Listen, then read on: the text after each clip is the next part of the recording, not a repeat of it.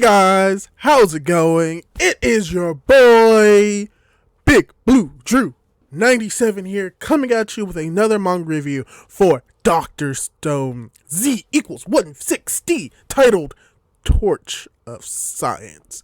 And so, when it comes to this chapter is just a continuation, as always, of the previous chapter, manga chapter 159, where we, saw Senku get shot in the chest and apparently, quote unquote, die. So yes, in this chapter we're continuing from that and the repercussions that are coming from Senku being shot and what this will mean for the story as a whole. And with that, let's dive right into it. And once again, I keep on forgetting to say this, but if you like these manga reviews for Dr. Stone, My Hero Academia Vigilantes, subscribe to my YouTube channel, leave a like on this video, leave a comment, do all of that. And with this, now we'll get right into the chapter. So we start off this chapter with how we ended the last chapter, with Senku being shot. But the difference is this time, Stanley has a serious face on him, mainly indicating that he is serious and that he does not regret the fact that he shot his mentee. And with that shot, everyone becomes alarmed by the fact that, oh no, a gunshot just went off. We need to hide. You have Yuzuha and Genryo just like, gunshot, oh my gosh, we should hide. But Risui realizes that if we hear the gunshot now, that means that the gunshot was already fired, because when it comes to firing off any type of weapon, normally what happens is the bullet is fired, it hits the enemy, and you don't hear the sound of the bullet because the bullet itself is moving faster than sound. So you get hit by the bullet before you even hear the gunshot. And Risui learns about this, and from here we see that Stanley believes that he has killed Senku as Taiju goes to see if Senku is okay. And you just see Senku in this bloody mess, blood squirting out of his mouth, as we get the net title of this chapter, which would be the Torch of Science. And you know what we do with torches, White. We set things on fire. From what this is saying, we're passing the torch on to someone else. Who could that possibly be? Because from what we see with Stanley and how he explains that the science leader is dead. So, yeah, no, they're pretty much screwed. Yeah, there's only one scientist, Senku, obviously. But yeah, we get also that Stanley believes that he has killed Senku, and he looks over to Carlos and Max and is like, yo, we're leaving. And they're like, but what about Luna? And I'm like, yeah, what about Luna? Are you just gonna leave her there? Stanley is just a cold-hearted SOB. He doesn't care. He looks Carlos and Max in the eye, even though he's wearing a mask. He's like, yo, it's not my problem. You can either save her or leave. Either way, I'm out. And from there, we also get to see Luna's reaction to Senku being shot, because she doesn't know what to do now. Her goal is to find and kill the science leader, which she apparently succeeds at doing. But now she just doesn't know what to do. And with that, everyone is panicking. Everyone's like, Senku is dead! Senku is dead! Oh my gosh!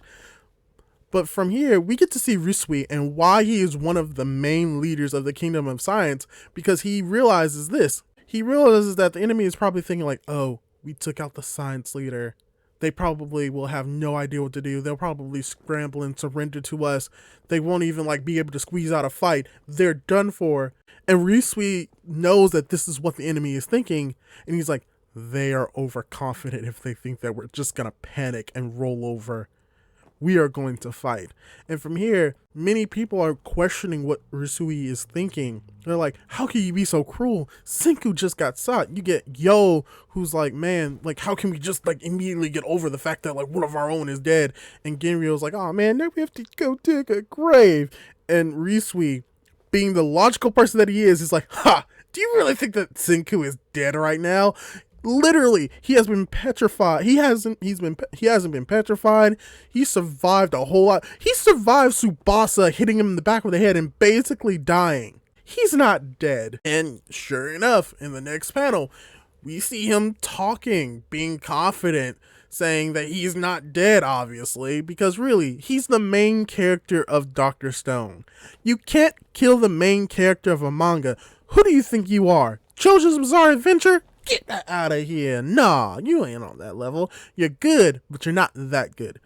But yeah, Senku confirms the fact that he's not dead by, speaking, which Taiju basically tells him to stop speaking because you're bleeding out and you're dying. And I'm like, yeah, save your energy, because if you don't have that energy, you're going to die. As well as we see Francisco's bandaging up Senku as well. And from what we see, he is apparently Senku is speaking English.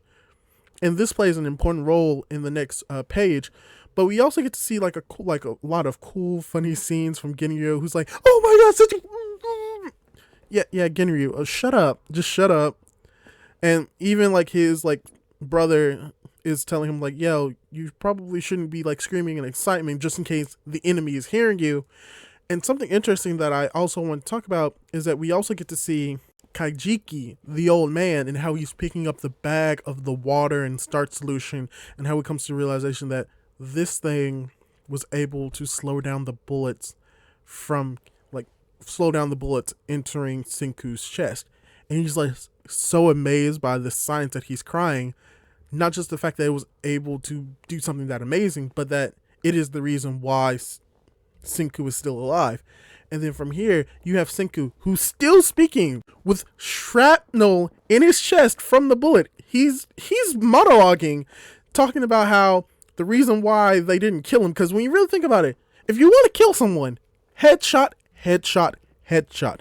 You always aim for the head. Have we learned nothing from the Avengers? So Senku explains that the reason why they most likely kept him alive and shot him in the chest instead of shooting him in the head is that they may be anticipating that he may spill the idea of how to create the revival fluid, and they may think that he's the only one that knows how to produce it, when in actuality pretty much anyone here understands like how to create the revival fluid, especially Taiju, since he was there when Senku originally found out the revival fluid. So really any of them can figure out, even Tsukasa would know about it, because if you remember from the first major arc, if he had gotten the revival fluid, he did have the revival fluid, he just didn't understand how to make it, but he could have learned from Senku, and Senku would have most likely told everyone how to make the revival fluid just in case that he ends up in this situation. So he says this out loud, apparently in English, because Francisco translates it immediately, where Yo is like, "Oh wow, that's amazing." But what is even more amazing is by him saying this in English, you have Luna, who's listening to this entire conversation and is moved by the fact that even though he is shot, he is bleeding out, he could potentially die, he was still able to have this idea and was still able to think logically even in this situation.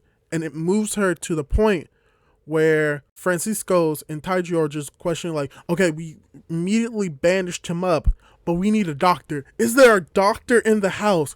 Where she immediately, without hesitation, begins checking his blood pressure just to make sure that like he isn't bleeding out excessively, which is cool because she explains like how she's able to check his blood pressure without a machine, where she feels his pulse and pushes down on it, and if the pulse disappears with a pushing on it slowly, then the blood pressure is low. But if it requires more force to do it, then the blood pressure is high.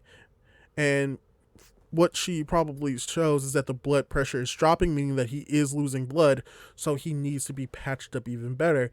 And from here, Reese is like, wait 1 second, are you a doctor? Which I'm questioning, like, is she? Because she's like around these students' ages, and if she was a doctor, she would have to be a genius. But no, she confirms that she's a medical student. She got into medical school like any prestigious, high-class individual gets to medical school. Her father bought her way in, but weirdly enough, she did take it seriously because she wants to be a capable gal. Unfortunately, she failed. She was the only one in her class to fail her first year. So she's a medical student, but she failed her first year, but she still has that medical knowledge. So really, she's the only individual here that could potentially save Senku. And Taiju realizes this when he grasps her hands and asks her to save him. And this is even more impactful for Taiju because he's asking someone who could have potentially led to Senku's death to help save him. And from the look on her face, most likely what she does try to save him. So yeah, Senku is alive. Yay. But there's the problem of the fact that, he has metal in his chest because he got shot. So from here, we cut back over to our reliable duo of Chome and Kohaku, and they're just staking out the base. They're questioning what they should do, how they be able to get into the base because they realize this is heavily guarded. But suddenly, they have a sense. They feel as if something is approaching them. Who could it be? Who could it be? It could be nothing else but the cavalry. They got reinforcements on their side. They got Tsukasa. They got Ukyo. They got Suika, the little investigative girl right there, as well as Hyoga. They're all here to help them get into the base. And you got Tsukasa thinking about we need to get into this base. Yeah, it's heavily guarded. We can't go from the water because we'll be too open. And then they try to think about ways to infiltrate the area. They're thinking, well, we need to do it at night, but either way, we'll still be exposed. We can't go over the water because we'll be too exposed there. And it's we should probably dig under the ground. And you got Hyoga's like, oh yeah, I agree with that. And everyone's just but wait, what, how? And Tsukasa's like, oh, isn't it obvious? It's like the reverse Great Escape. We'll build a subterranean tunnel, dig under the enemy's headquarters, and kidnap their scientists. And you just get this big Senku mech, which, come on. If you could have any type of way to dig underground, wouldn't you want to do it through a mecha?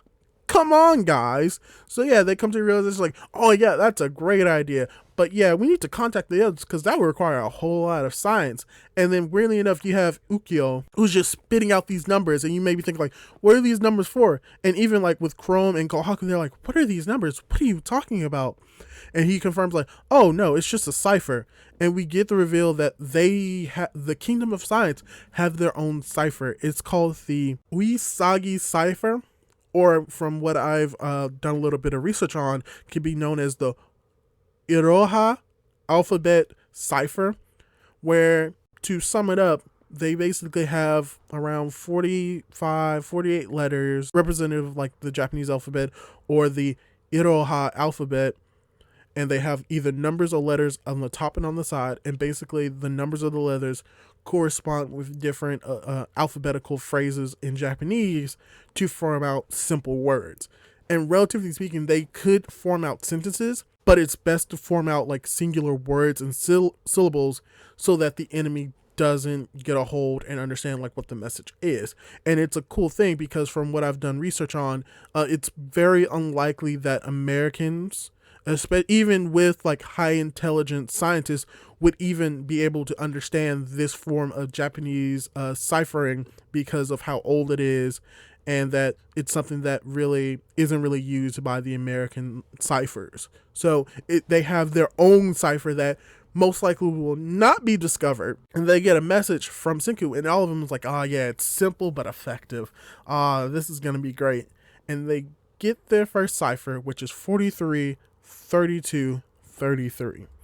And from what is revealed from these numbers, it spells out shoot in Japanese. And Ukyo realizes this and comes to the conclusion that Senku has been shot by a sniper. And everyone is beginning to panic, which, makes sense. The person who basically got you all the way here is shot, is possibly dead, but they come to the realization that, oh, no, he's alive, so that's good. But they're thinking well, if Senku is shot, he's incapacitated, we need him to help build a tunnel. What are we going to do? And then Ukyo looks over to Chome, and he's like, we got a message. And it's 47, 12, 42. And it spells out Kuromu. Chrome. And from here, we probably have the most impactful part of this chapter. We have Chome Flashbacking to when he first met Senku, the discoveries that they made with Senku, where Senku says that he's no longer a sorcerer anymore, and that he's gonna make the next step to science. And then we also get a flashback to Byakuya, and how he talks about how in the world there's always going to be a scientist, there's always going to be someone who's going to crave science, no matter what decade you're in. And from here, we have Senku confirming that, yeah, you gotta realize, Dr. Chrome, that the scientist is you. And then we have Chrome, who has literally the face of like determination and pure badassness on his face, because he realizes that, all right, I have to take up the mantle. I am now the scientist. I now have to come up with a way to make sure that everyone gets out of this safely as the chapter ends. And let me just say, oh my gosh, I was not expecting this. I will say I was not, I was kind of expecting this. Mainly due to the fact that we do see that Byakuya, in the flashback, how he refers to the fact that no matter what decade you're in, there's always going to be someone wanting to gain knowledge and be greedy about knowledge. And I made a reference to that in a few chapters ago when we saw Byakuya during that flashback story, how that could be referring to Senku and Chrome. And tying that back into the present, the enemy thought that they only had one scientist on their team. And they also thought that there was no way that in this primitive world a scientist would pop up, and if they possibly could have, that they could crush them. But they never expected Chrome. They never expected that the Kingdom of Scientists would have two scientists, and now that scientist is Chrome. So now Chrome is, let's just say, had the torch passed down to him from Senku to be the scientist of this arc. So I think what this is showing, that in this arc, when it comes to the American city, fighting off Zeno, fighting Stanley, fighting off the Americans. Wow, that's weird to say. Fighting off the Americans! That the person that is going to be crucial in fighting them off might not be Senku, but it might be Chrome. Chrome may be not like necessarily the main character, but he's going to be the main focus of this arc. He's going to be the one coming up with inventions, coming up with these ideas, coming up with the science around it to help them infiltrate the base, to either kidnap Stanley or take over the base. He's going to be the main crux of this arc when it comes to the scientist that will take down Zeno. And I feel as if that's very interesting, because throughout the story, we've been building up the fact that Senku is smart, Senku is intelligent, Senku is a scientist, but Chrome is just as smart and has just as much scientific know-how as Senku, and he didn't even know what science was. He thought it was just sorcery. Even to many times in the story where Senku is amazed by what Chrome was able to make. He just came up with something that he's like, oh, this is something new. This hasn't been created. But Senku was like, oh yeah, it's this. And Chrome has always been down on himself. And that's something else that when we see Chrome in this face of determination, this is something that we really haven't seen from him. Because we've seen him always putting himself down, just looking up to Senku, thinking like, oh man, this is something that exists. Man, I thought I created something new. But the fact that he was able to come up with these ideas in the primitive world is amazing on its own. He's a natural scientist born in a world where science didn't exist. And he always put himself down.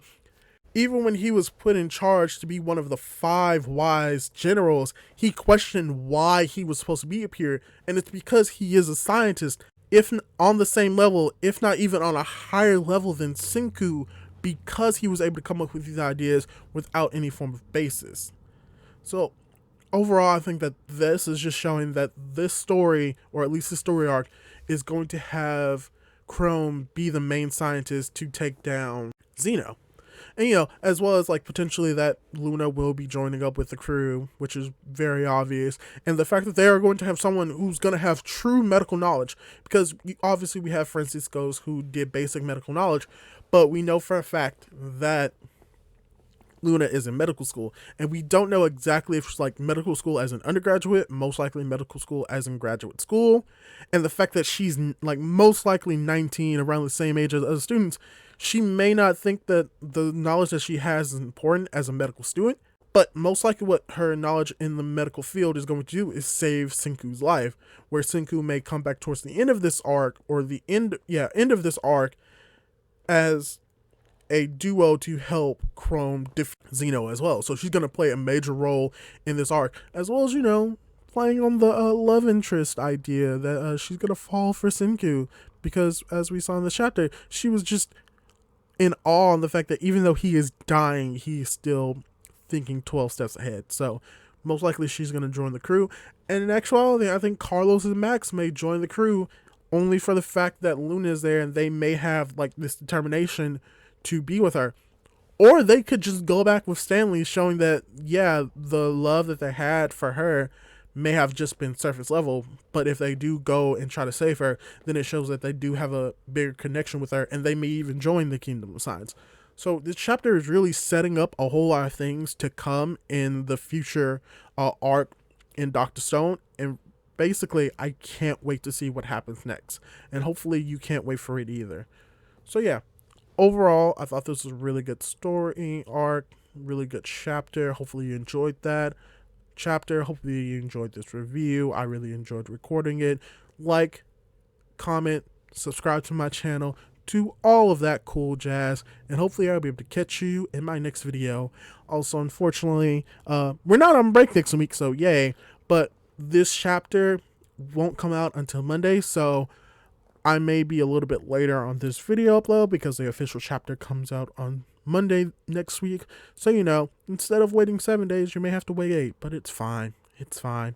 I believe in you. All right, guys. Catch you later. I'm not doing that again.